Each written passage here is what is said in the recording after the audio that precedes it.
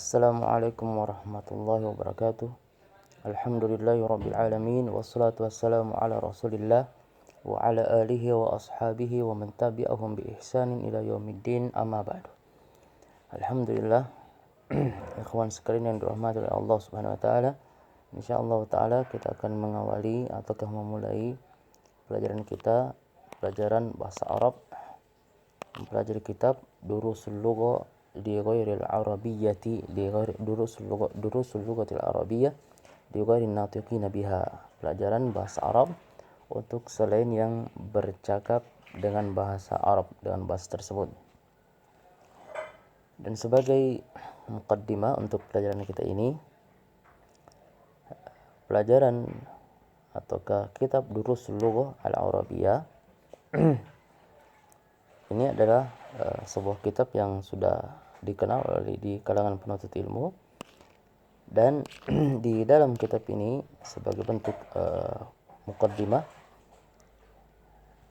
penulis dari kitab ini membagi setiap bab pelajaran menjadi 3 kelompok. Dan ini yang harus kita pahami.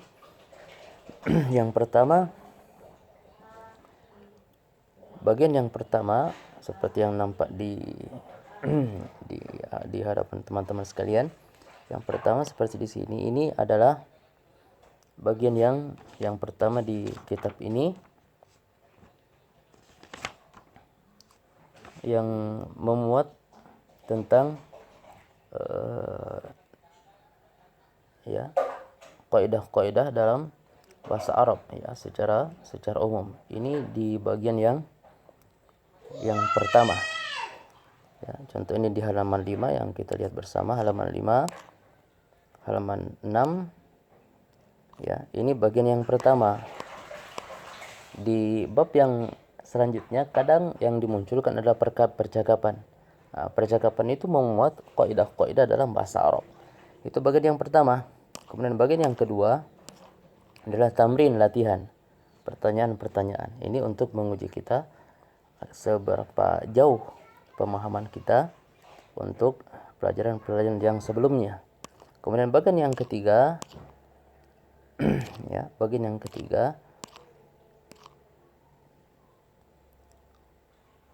akan menyebutkan tentang tentang kosakata yang baru, kosakata yang baru. Itu secara umum, meskipun penulis belum mencantumkan secara umum pembagian yang 3 ini di pelajaran-pelajaran awal. Dan insyaallah untuk pelajaran yang pertama ini mudah bagi teman-teman sekalian karena kosakatanya ada terkumpul di bagian ataukah di halaman yang pertama untuk pelajaran ini, yang letaknya di halaman yang kelima. Kemudian di antara bentuk muqaddimah yang penting untuk kita sampaikan adalah dalam belajar bahasa Arab kita harus memberikan perhatian penting pada masalah yang pertama, yaitu harokatnya. Yang pertama yaitu masalah harokat. Masalah harokat, misalkan setiap kata yang kita bacakan, kita perhatikan harokatnya, misalkan fathah, harakatnya fathah,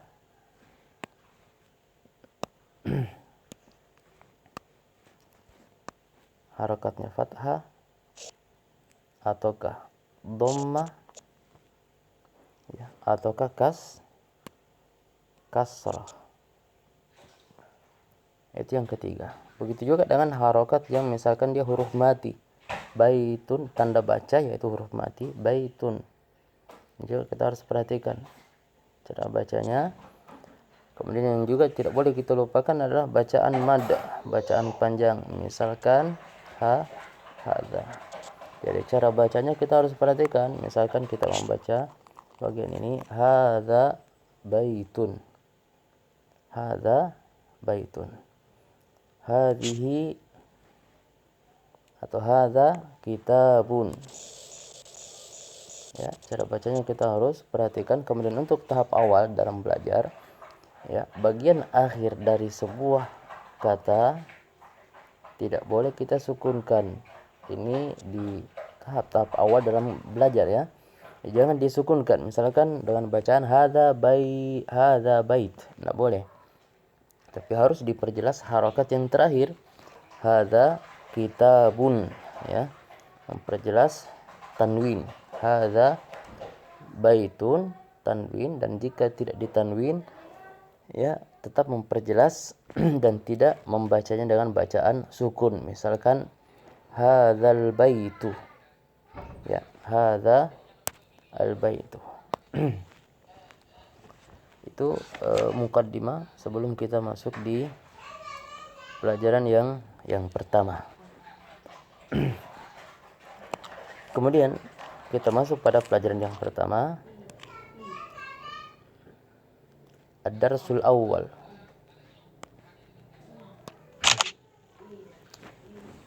Ad-darsul awal. Ini pelajaran yang pertama. Ad-darsu al-awwalu. Itu kalau dibaca terpisah. Ya, ad-darsu al-awwalu kalau dibaca terpisah. Kalau dibaca, ya, secara langsung, ad-darsul awwalu. Ad-darsul awwalu, pelajaran yang pertama, yaitu hadza, ini. Hadza, ya, perhatikan ini penulisannya hadza, tidak nampak, ya, huruf alif secara jelas di sini, tapi bacaannya dibaca mad panjang. Dan ini biasa dalam bahasa Arab ditemukan seperti ini, ya, bacaannya hadza, ya, hadza. Nah, yang pertama hadza baitun, hadza baitun, ini rumah. Hadza baitun, ini rumah. Hadza baitun, ini. Baitun, rumah. Nampak di hadapan kita, ya, baitun, ini rumah. Hadza ini dia adalah kata tunjuk. Ya, hadza ini kata tunjuk. Kata tunjuk. Ini, ya, ini rumah.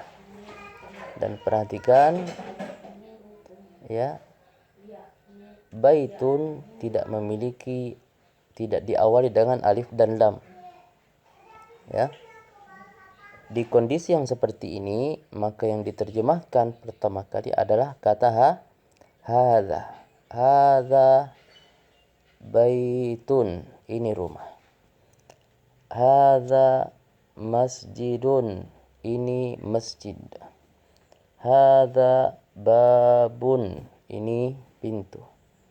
Hadza kitabun, ini buku.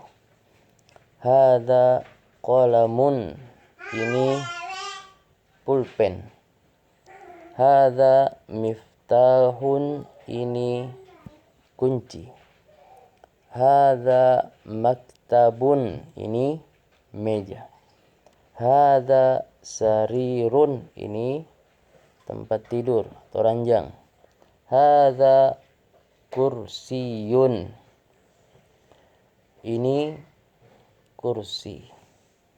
Ya, ini beberapa kosakata awal, ya, untuk pelajaran yang pertama. Dan yang nampak di sini, ya, dari contoh yang pertama, dan ya, ikhwan sekalian harus sering-sering membacanya agar bisa menghafalkan. Yang nampak di sini baitun, masjidun, babun, kitabun, qalamun, miftahun, maktabun, sarirun, kursiyun. Ini semua adalah kata benda. Kata benda. Dan dalam bahasa Arab ini dikenal dengan nama isim. Ismun. Ini ismun, dia adalah isim. Dan isim itu ya masuk di dalamnya kata benda. Ya, ada juga kata sifat, tapi nanti akan kita jelaskan di waktu yang tepat. Namun yang kita sebutkan di sini, yang ada di hadapan kita ini, yang kita bacakan ini adalah contoh dari isim. Ya, isim dia adalah sebuah kata yang memiliki makna dan tidak berhubungan dengan waktu. Contohnya rumah. Ya, ada maknanya. Masjidun ada maknanya, babun ada maknanya. Ya, kitabun ada maknanya, namun dia tidak berhubungan dengan waktu, ya. Dan untuk mengetahui ciri-ciri dari isim ini yang paling nampak adalah, ya, perhatikan.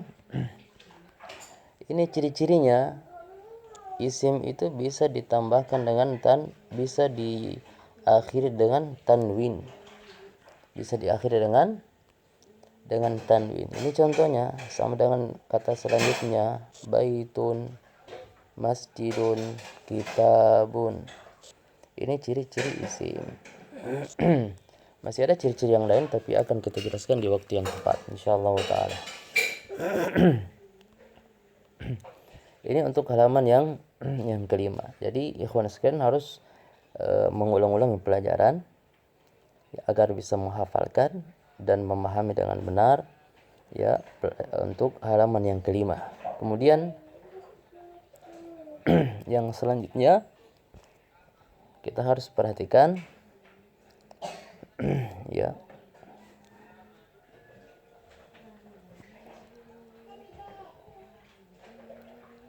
masuk ke pelajaran yang selanjutnya di halaman yang ke-6.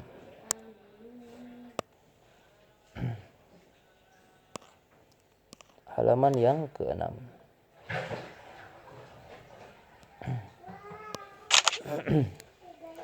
Ma hadza, apa ini? Apa ini? Ma hadza. Ma apa? Ini pertanyaan. Hadza ini sudah kita pelajari. Apa ini? Ya, tanda tanya. Karena ma ini adalah adatul istifham ataukah kata tanya. Ma hadza. Ini termasuk metode dalam belajar bahasa Arab, ya, dengan memperbanyak ataukah sering-sering bertanya, ya. Ma hadza. Nah, kita bacakan kosakatanya. Ma hadza, apa ini? Sambil menunjuk ke sini. Ma hadza, apa ini? Tentu jawabannya adalah hadza baitun. Ahadza baitun, apakah ini rumah? Naam, hadza baitun, benar, ini adalah rumah. Ya, jadi pertanyaan seperti itu. Apakah apa ini? Apakah ini rumah? Benar, ya. Naam ini artinya ya, benar. Hadza baitun, ini rumah. Ya, pertanyaan seperti itu, ya. Jika ada pertanyaan yang diawali dengan a, diawali dengan kata a yang artinya apakah, yang artinya adalah apakah. Ahadza baitun, apakah ini rumah? Naam hadza baitun. Ya, jika ada pertanyaan seperti ini, apakah hadza ini baitun rumah, maka jawabannya adalah naam hadza baitun. Ya, jika jawabannya benar, maka dijawab dengan kata naam, artinya benar. atau ya, hadza baitun. Kemudian ma hadza, apa ini? Ya, hadza qamisun, ini jawabannya, hadza qamisun. Sama di kosakata yang sebelumnya. Hadza qamisun, ini adalah kemeja atau baju. Hadza qamisun. Kemudian yang selanjutnya, ahadza sarirun, ingat kata a telah kita jelaskan. A ini artinya apakah? Apakah ini sarirun adalah tempat tidur? Apakah ini adalah sarirun? Ternyata jawabannya bukan. Ini dijawab la. Hadza kursiyun. Ini jawaban yang benar. Ini adalah kursi. Kemudian yang selanjutnya, ahadza miftah. Kembali dengan penggunaan kata tanya a. Ini kaidahnya sebagaimana yang kita sebutkan ya, pembagian dalam buku ini. A. Ini maknanya kembali ke sini. Apakah ini miftah? Lihat, apakah jawabannya benar? Ahadza miftah, ternyata bukan. Salah. Makanya dijawab la, bukan. Hadza qalamun, ini adalah qalamun. Ini adalah pulpen. Kemudian ma hadza, apa ini? Apa ini? Ini adalah bintang. Ini adalah bintang. Nah, ini beberapa contoh penggunaan kata ma, pertanyaan apa, atau kemudian pertanyaan a, apakah ini? Ya, terakhir kita apa yang ingin kita sampaikan di sini, perhatikan. Perhatikan dari seluruh isim ataukah kata benda yang telah kita bacakan. Perhatikan penggunaan kata ma. Penggunaan kata ma yang artinya apa. Yang artinya apa. Apa ini? Perhatikan juga di sini. Kemudian di sini.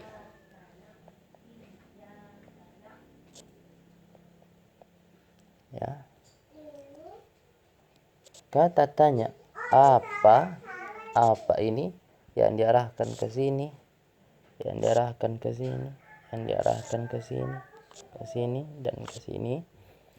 Ya, ini semua kalau kita ya memperhatikannya, maka kita melihat kalau semua isim yang ditunjuk di sini dia adalah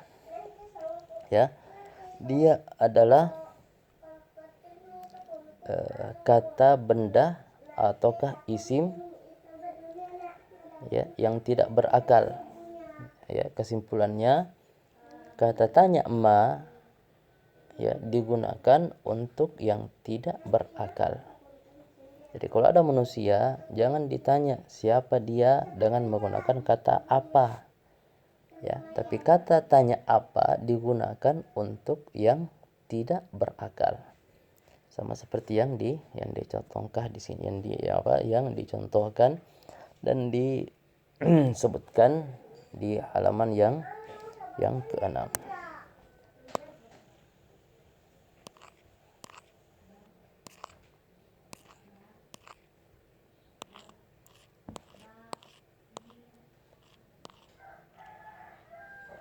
Nah,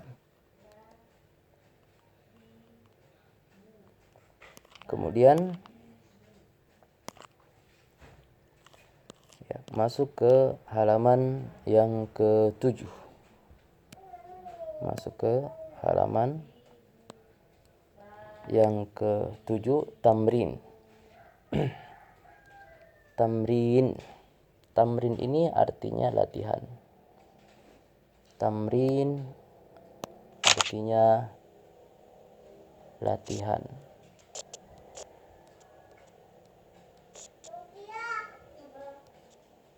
Menggunakan kata ma untuk yang tidak berakal, hadza untuk kata tunjuk.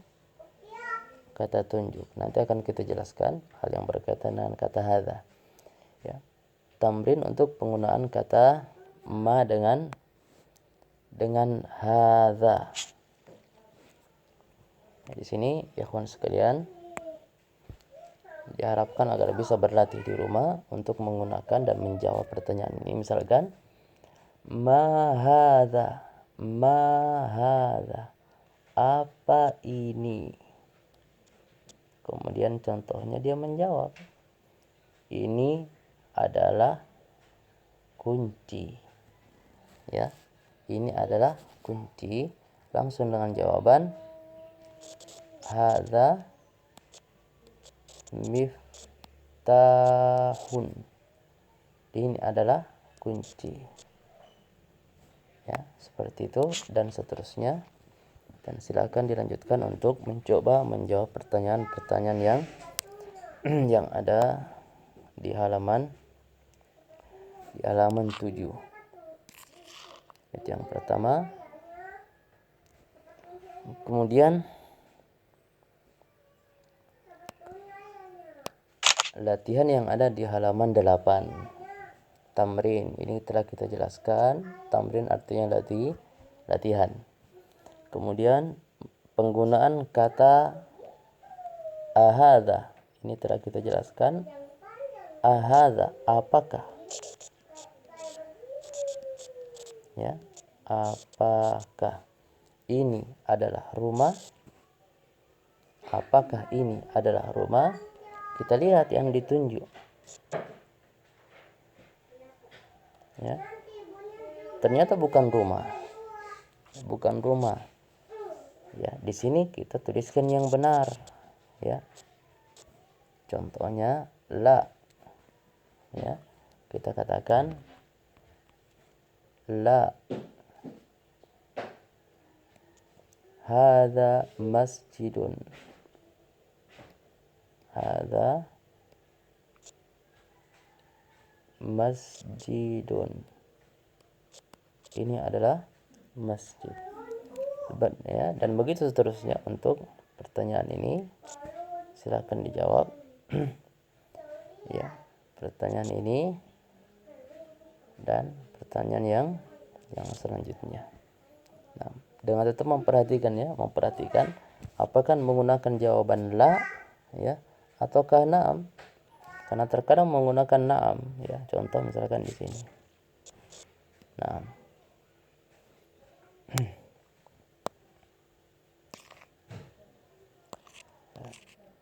Insyaallah taala ini akan kita lanjutkan untuk halaman 9 di pertemuan yang selanjutnya, dan diharapkan pada teman-teman sekalian, ikhwan sekalian, untuk mengulangi pelajarannya dan berusaha menjawab tamrin latihan-latihan yang ada di halaman 7 dan halaman 8.